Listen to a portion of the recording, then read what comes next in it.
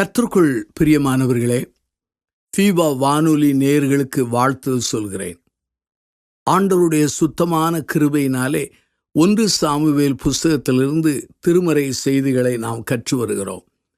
அருமையானவர்களே, இந்த திருமறை செய்திகள் வழியாக பரிசுத்த ஆவியானவர் பரிசுத்தமான வசனத்தின் வழியாக உங்களோடு பேசுவாராக. 1 சாமுவேல் 17ஆம் அதிகாரம் 1-31 வாக்கியங்களை நீங்கள் வாசித்து பாருங்கள். இந்த பகுதியிலே சவுல் ராஜா, கோலியாத் இருவரை குறித்து நாம் கற்றுக்கொள்ளப் போகிறோம். நம்முடைய வாழ்க்கையிலே தாவீது கோலியாத்தை பற்றித்தான் நாம் அறிந்திருக்கிறோம், பிரசங்கம் கேட்டிருக்கிறோம்.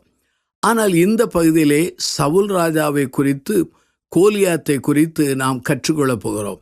சவுல் ராஜா கோலியாத்தோடு போரிட்டு ஜெயித்து அவனை வெற்றி சிறந்திருக்க வேண்டும். ஆனால் சவுல் ராஜா பயத்தில் முடங்கி செயலற்று போனான். பயம் என்பது யாவருடைய வாழ்க்கையிலே வருகிற ஒன்றாகும். கிறிஸ்தவ வாழ்க்கையிலே முன்னேறி நாம் செல்லாததற்கு ஒரு அடிப்படை காரணம் பயம்தான். அருமையானவர்களே, இந்த 1 சாமுவேல் புஸ்தகம் 17ஆம் அதிகாரம் 1-31 வாக்கியங்களை வாசித்த போது ஒரு சில குறிப்புகளை நான் திருமறையிலிருந்து கற்றுக்கொண்டேன்.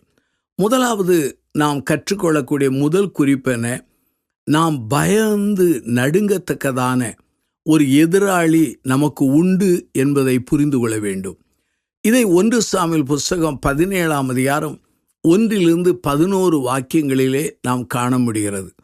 இஸ்ரவேல் ஜனங்களுக்கு இந்த அதிகாரத்திலே பயங்கரமான எதிராளியார் கோலியாத். நம்முடைய வாழ்க்கையிலே தேவ ஜனமாகிய ஆண்டவருடைய பிள்ளைகளுக்கு எதிராளி யார் என்றால் சாத்தான் தான். உண்மையாகவே சாத்தானின் வல்லமைக்கும் நமக்கும் இடையிலே பெரிய போராட்டங்கள் உண்டு. உண்மையாகவே இந்த பெலிஸ்தர்கள் ஒரு மலையிலும் இஸ்ரவேலர்கள் இன்னொரு மலையிலும் அணிவகுத்து நின்றார்கள். பெலிஸ்தர்கள் மத்தியில் இருந்து கோலியாத் யுத்தம் செய்ய இஸ்ரவேல் ஜனங்களுக்கு நேராக அறையுவல் விட்டு பேசுகிறார்.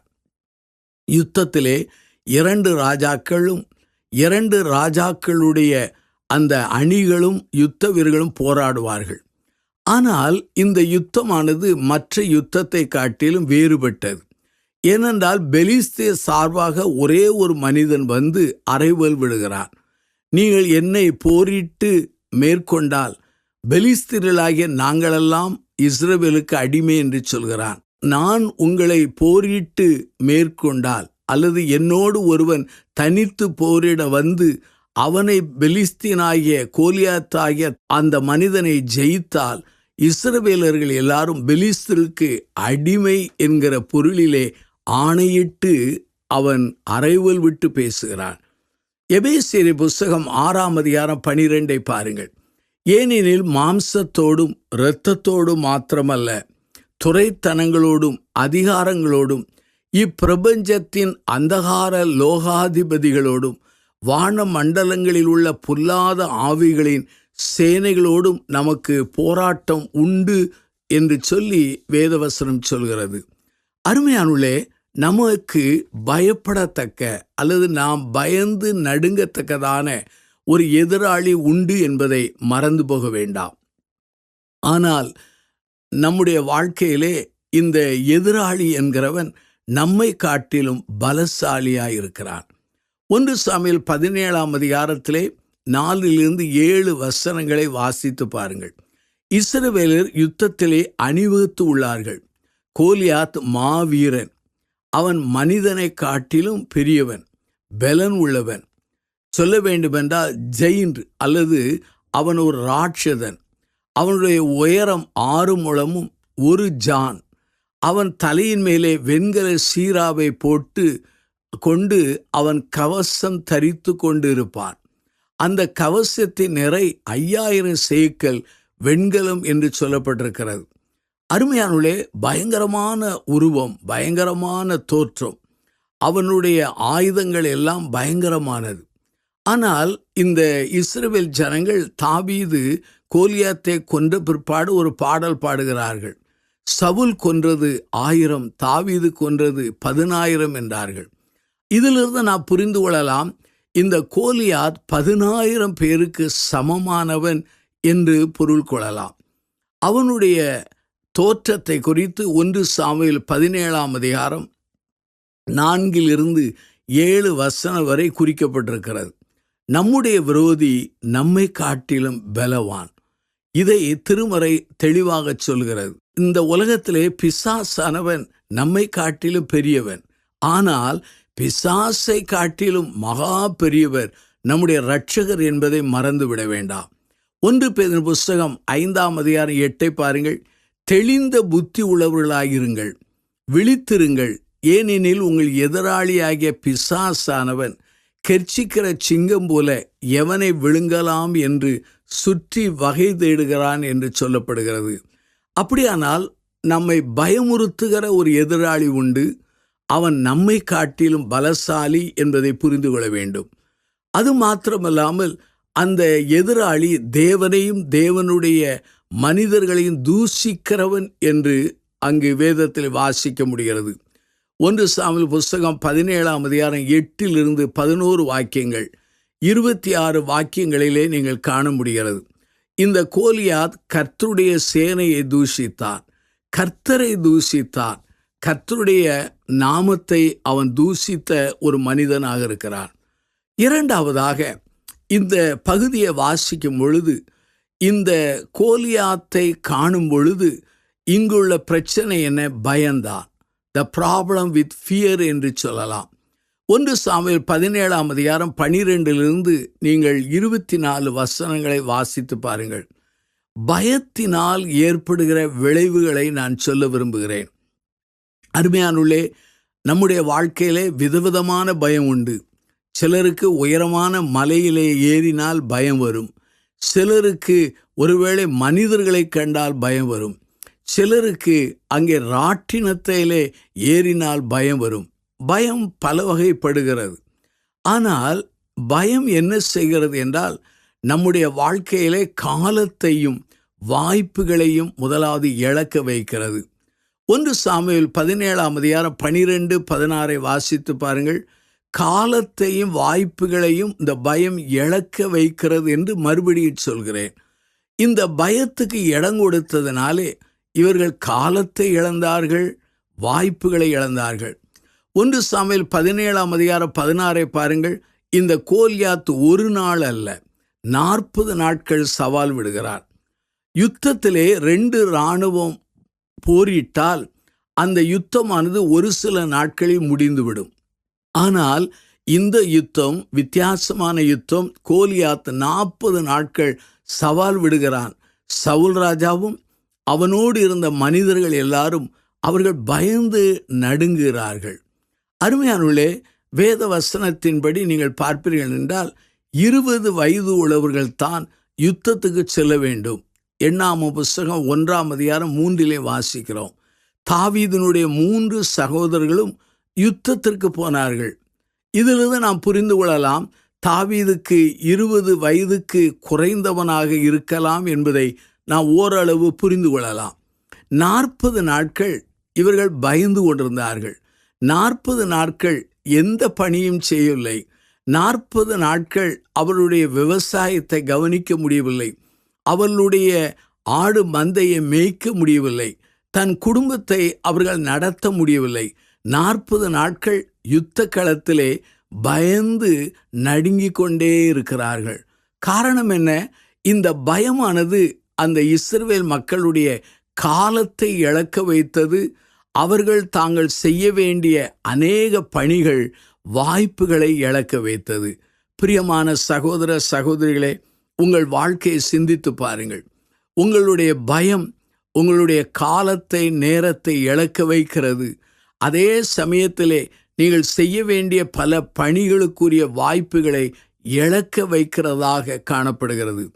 அப்போஸ்தலனாகிய பவுல் எபேசு நிருபத்திலே 5ஆம் அதிகாரம் 15-16 எழுதுகிறார்.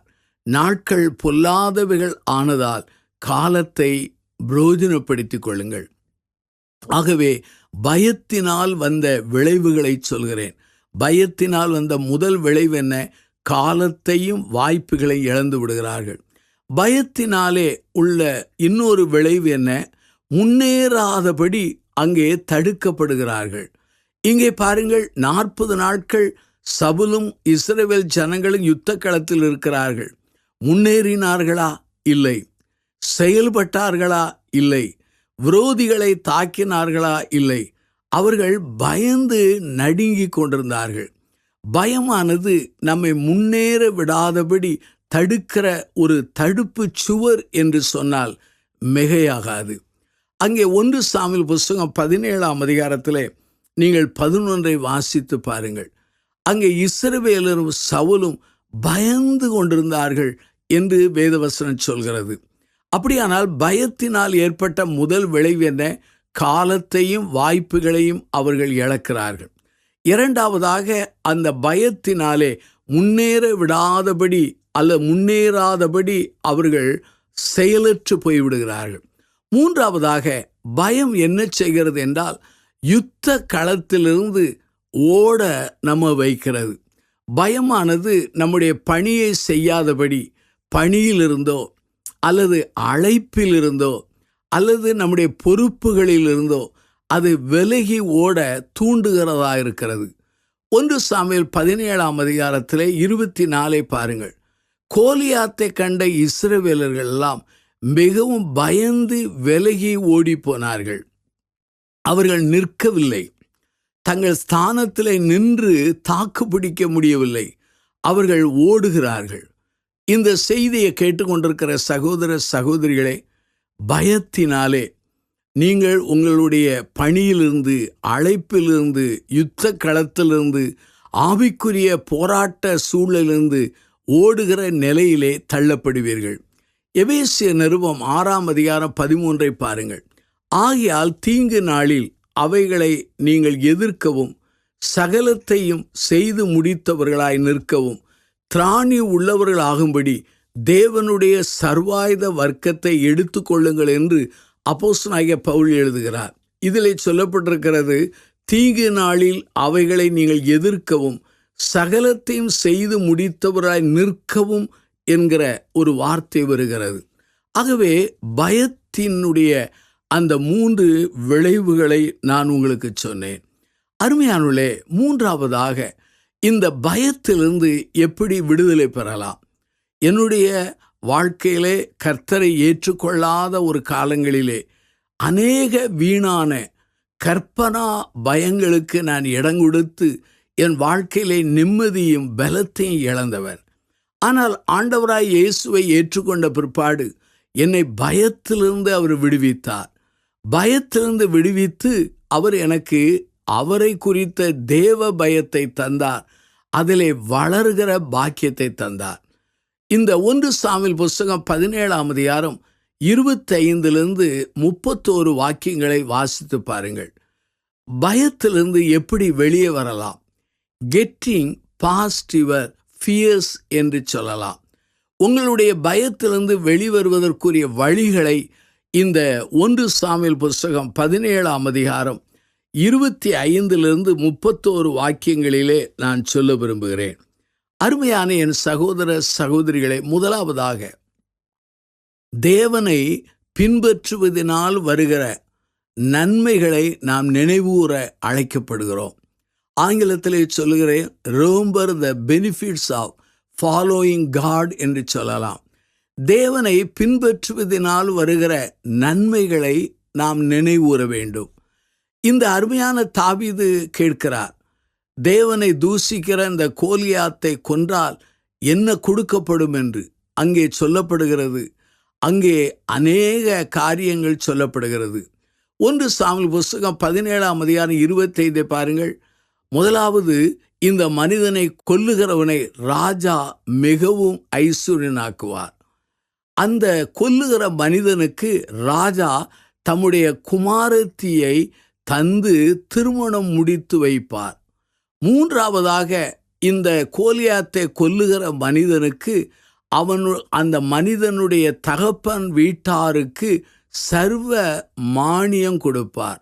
இஸ்ரவேலிலே சர்வ மானியம் கொடுப்பார். இதை அதாவது வரி விலக்கு என்கிற பொருள் கூட நாம் சொல்லலாம். 3 நன்மைகள்: ஐஸ்வர்யம், 2வது திருமண உறவினாலே அந்த ராஜாவோடு இணைப்பு, 3வது அவனுடைய குடும்பத்தாருக்கு சர்வ மானியம் கிடைக்கிற அந்த பண்பு. அருமையானவர்களே, நம்முடைய வாழ்க்கையிலே பயத்திலிருந்து வெளியே வர வேண்டும் என்றால் தேவனை பின்பற்றுகிற அந்த நன்மைகளை நாம் நினைவூர அழைக்கப்படுகிறோம். அநேகர் தேவனை பின்பற்றுவதனாலே நாம் நஷ்டமடைகிறோம், அநேக துன்பம் அடைகிறோம் என்று எண்ணுகிறார்கள். ஆண்டவரை ஏற்றுக்கொள்வதனாலே பாடுகள் உண்டு, அதை நான் மறுக்கவில்லை. ஆனால் ஆண்டவரை ஏற்றுக்கொண்டதினாலே ஆண்டவர் நமக்கு வைத்த ஆசீர்வாதங்கள் அதிகம். மீட்பை தருகிறார், பரிசுத்த ஆவியின் அனலையும் அபிஷேகத்தையும் தருகிறார், ஆவிக்குரிய வரங்களை தருகிறார், அவருக்காக பணி செய்கிற அந்த வாய்ப்பை தருகிறார், நித்திய ஜீவனை தருகிறார், பரலோகத்திலே ஆண்டவரோடு வாழுகிற அந்த கிருபைகள் எல்லாம் தருகிறார். அருமையான என் சகோதர சகோதரிகளே, நம்முடைய வாழ்க்கையிலே பயத்தை ஜெயிக்க முதல் வழி என்ன? ஆண்டவரை பின்பற்றுவதனால் வருகிற நன்மைகளை நாம் நினைக்க வேண்டும். சங்கீதக்காரன் இதை நன்றாக உணர்ந்து கொண்டான். ஏனென்றால் அவனுக்கு நன்றாக தெரியும், தன்னைத்தான் தேவனாகிய கர்த்தர் சாமுவேல் வழியாக ராஜாவாக அபிஷேகித்திருக்கிறார். ஆகவே தன்னை ஆண்டவர் பயன்படுத்துவார் என்று அவன் நன்றாக அறிந்திருந்தான். ஆகவே கேட்கிறான். அவனுக்கு மக்கள் இந்த பதிலை சொல்கிறார்கள். சங்கீத புஸ்தகம் 103 சங்கீதத்திலே 2-5 வாக்கியங்களை நீங்கள் வாசித்து பாருங்கள்.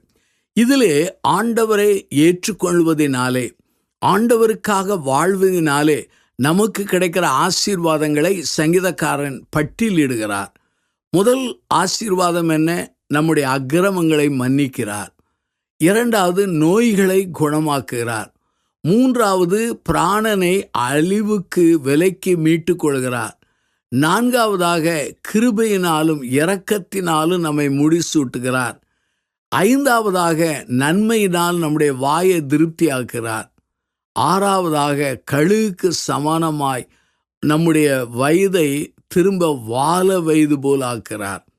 எனக்கு பிரியமான சகோதர சகோதரிகளே, பயத்தை மேற்கொள்ள முதல் வழி என்ன? கர்த்தரை பின்பற்றுவதினாலே, கர்த்தருக்காக வாழ்வதினாலே, கர்த்தருக்காக ஊழியம் செய்வதினாலே வருகிற ஆசீர்வாதங்களை நாம் நினைவூர அழைக்கப்படுகிறோம்.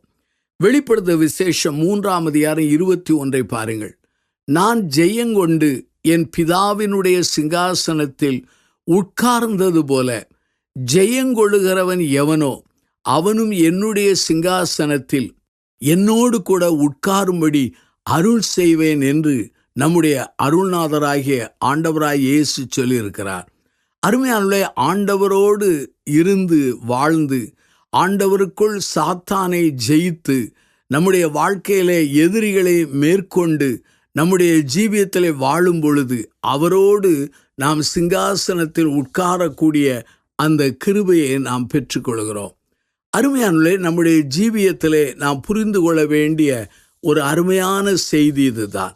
ஆகவே பயத்திலிருந்து விடுதலை பெற வேண்டும் என்றால் தேவனை பின்பற்றுவதினால் வருகிற அந்த நன்மைகளை நாம் எண்ண வேண்டும், அதை உணர வேண்டும் என்று வேதவசனம் சொல்கிறது. 2வதாக நம்முடைய வாழ்க்கையிலே பயத்திலிருந்து விடுதலை பெற வேண்டும் என்றால் தேவனுடைய மகிமையை குறித்த வைராக்கியம் உள்ளவர்களாயிருக்க வேண்டும். அதாவது ஆங்கிலத்தில் ஜீல் என்று சொல்வார்கள். அதாவது be jealous for God's honour என்று சொல்லலாம். 1 சாமுவேல் புஸ்தகம் 17 26-27 வாசித்து பாருங்கள். இந்த தாவீதுக்கு கர்த்தருடைய மகிமையை குறித்து, கர்த்தருடைய நாமத்தை குறித்து, கர்த்தரை குறித்து அவனுக்கு வைராக்கியம் அதிகம். அவன் சொல்லுகிறான், ஜீவனுள்ள தேவனுடைய சேனைகளை நிந்திக்கிறதற்கு விருத்த சேதனம் இல்லாத இந்த பெலிஸ்தன் எம்மாத்திரம் என்றான். சவுல் ராஜா இதை சொல்லவில்லை. சவுல் ராஜாவோடு இருந்த சேனாதிபதி சொல்லவில்லை. சவுல் ராஜாவோடு இருந்த தாவீதின் 3 சகோதரர்கள் சொல்லவில்லை. ஆனால் இவனுடைய கண்ணோட்டம் வித்தியாசமாயிருக்கிறது. மக்களுடைய கண்ணோட்டம் வேறு, ஆனால் தாவீதின் கண்ணோட்டம் வேறு. இந்த பெலிஸ்தியன் கோலியாத் என்பவன் தேவனையும் தேவனுடைய சேனையும் அவன் தூசித்த போது அவனுக்கு வைராக்கியம் வருகிறது. ஜீவனுள்ள தேவனுடைய சேனைகளை நிந்திக்கிறதற்கு விருத்த சேதனம் இல்லாத இந்த பெலிஸ்தேன் எம்மாத்திரம் என்று சொல்கிறான். இந்த இடத்திலே விருத்த சேதனம் இல்லாதவன், அப்படியானால் விருத்த சேதனம் இல்லாதவன் என்றால் தேவனுடைய உடன்படிக்கையிலே இணையாதவன், தேவனுடைய உடன்படிக்கையில் பங்கு பெறாதவன் என்று பொருள். அருமையானவர்களே, சங்கீத புஸ்தகம் 4ஆம் சங்கீதம் 2 நீங்கள் வாசித்து பாருங்கள். மனுபுத்திரரே, எதுவரைக்கும் என் மகிமையை அவமானப்படுத்தி வீணானதை விரும்பி பொய்யை நாடுவீர்கள்? நம்முடைய ஆண்டவராகிய இயேசுவானவரும் கூட இவ்வாறு சொல்லியிருக்கிறார். தேவனுடைய வீட்டை குறித்த பக்தி வைராக்கியம் என்று சொல்லி அவரை குறித்தும் நாம் சொல்லப்பட்டிருக்கிறது. அருமையானவர்களே, இந்நாட்களிலே ஆண்டவரை குறித்து, ஆண்டவருடைய ஊழியத்தை குறித்து, அவருடைய வசனத்தை குறித்து, அவருடைய நாமத்தை குறித்து இன்றைக்கு மக்கள் மத்தியிலே வைராக்கியமானது, ஜீல் வர வர குறைந்து கொண்டே இருக்கிறது. ஏனென்றால் மக்கள் ஏனோ தானோ என்று வாழ ஆரம்பித்து விட்டார்கள். இஸ்ரேல் மக்களும் ராஜாவும் அந்த வைராக்கியத்தை இழந்தவர்களாயிருந்தார்கள். ஆனால் தாவீதோ அந்த வைராக்கியம் இருந்ததினாலே அவன் பயத்தை மேற்கொண்டவனாக இருந்தான். அவன் சொல்கிறான் ராஜாவாகிய சவுலை பார்த்து, நான் ஒரு முறை ஆடு மேய்த்து கொண்டிருக்கும் போது சிங்கம் கரடி இந்த ரெண்டிலுமே இந்த சிங்கமானது ஒரு ஆட்டுக்குட்டியை பிடித்து கொண்டு போனது, கரடியும் ஒரு ஆட்டுக்குட்டியை பிடித்து கொண்டு போனது. அது பின்னாலே சென்று அதன் தாடையை கிழித்து ஆடை நான் விடுவித்தேன் அல்லவா? இந்த பெலிஸ்தீனும் இந்த சிங்கத்தை போலவும் இந்த கரடியை போலவும் இருப்பான் என்று சொல்கிறான். அப்படியானால் பொருள் என்ன? இந்த தாவீதுக்கு முன்பாக இந்த கோலியாத் பிரம்மாண்டமான மனிதன் அல்ல. அவன் யார் என்றால் சாதாரணமான மனிதனாய் காணப்பட்டான். அவனை ஒரு சிங்கம் போல, அவனை கரடி போல, மிருகம் போல அவன் எண்ணுகிறான். முதலாவதாக ஆண்டவரை பின்பற்றுவதனால் வருகிற நன்மையை நாம் எண்ண வேண்டும். இரண்டாவது, தேவனை குறித்த வைராக்கியம் நமக்குள் வளர வேண்டும். இந்நாட்களிலே நாம் ஜெபிக்க வேண்டும். தேவனுடைய வைராக்கியத்திலே வளர எங்களுக்கு கிருபை கொடும், வைராக்கியம் நிறைந்த மக்களை எழுப்பி தாரும் என்று ஜெபிக்க வேண்டும். இன்றைக்கு வைராக்கியத்திலே பல வகை உண்டு. தேவனை குறித்த வைராக்கியம் முக்கியமானது. ஆனால் இன்றைக்கு அநேகருக்கு குடும்ப வைராக்கியம், தங்களுடைய மன்னிக்க முடியாத அந்த வைராக்கியம், அல்லது சிலருக்கு தவறு செய்கிற வைராக்கியம், இப்படியெல்லாம் காணப்படுகிறது. மூன்றாவதாக, இந்த பயத்தை ஜெயிக்க வழி என்ன தெரியுமா? நம்முடைய வாழ்க்கையில யாரும் நம்மை சோர்வடைய பண்ணினால், தேவனை பின்பற்றுவதிலே சோர்வடைய பண்ணினால், அதற்கு இடங்கொடாதபடி வாழ வேண்டும். 1 சாமுவேல் புஸ்தகம் 17ஆம் அதிகாரம் 28 31 வாக்கியங்களை வாசித்து பாருங்கள். தாவீதின் சகோதரனான எலியாப் தாவீதின் மேலே கோபம் கொள்கிறார். நீ துணிகரமாய் வந்திருக்கிறாய், ஆடுகளை விட்டுவிட்டு நீ துணிகரமாய் அகங்காரமாய் வந்தாய் என்கிற அந்த பொருளிலே பேசுகிறான். அப்போது தாவீது சொல்கிறான், நான் வந்ததற்கு முகாந்தாரம் இல்லையா என்று சொல்லி அவனுக்கு பதில் சொல்கிறார். இதிலிருந்து நாம் கற்றுக்கொள்கிற ஒரு பாடம் என்ன? இந்த தாவீதின் சகோதரர் இந்த தாவீதை டிஸ்கரேஜ் பண்ணினார். ஆனால் அதற்கு தாவீது இடம் கொடுக்கவில்லை. நம்முடைய வாழ்க்கையிலே பயத்தை ஜெயிப்பதற்குரிய 3வது வழி என்ன? பிறர் நம்மை சோர்வடைய பண்ணும்போது அதற்கு இடங்கொடாதபடி முன்னேறி செல்ல அழைக்கப்படுகிறோம். ஆகவே இந்த சூழ்நிலையிலிருந்து, இந்த அதிகாரத்திலிருந்து நாம் கற்றுக்கொள்கிற ஒரு பாடம் என்ன? பயம் அந்த சவுல் ராஜாவை செயல்படாமல் முடங்கி போக வைத்தது. ஆனால் தேவ பயமானது தாவீதை செயல்பட வைத்தது. நானும் நீங்களும் எப்படி இருக்கிறோம்? கண்களை மூடி பிரார்த்தனை செய்வோம். அன்பின் பிதாவே, சவுல் ராஜா செயல்படாமல் போனான் பயத்தினாலே. நாங்களும் பயத்தினாலே பலமுறை செயல்படாமல் முடங்கி போனோம். எங்களை மன்னித்தருளும். தாவீதை போல கர்த்தரை பின்பற்றுவதனால் வருகிற நன்மைகளை எண்ணி, தாவீதை போல கர்த்தர் மேல் உள்ள வைராக்கியத்திலே வளர்ந்து, எங்களை யார் சோர்வடைய பண்ணினாலும் அதற்கு இடங்கூடாதபடி உம்மையே பின்பற்றுகிற அந்த நிலைப்பாட்டை தாரும். ஆண்டவரே, இந்த செய்தியை கேட்டு அர்ப்பணித்த மக்களை ஆசீர்வதியும். இயேசுவின் நாமத்தில் ஜெபிக்கிறோம் ஜீவனுள்ள பிதாவே, ஆமென்.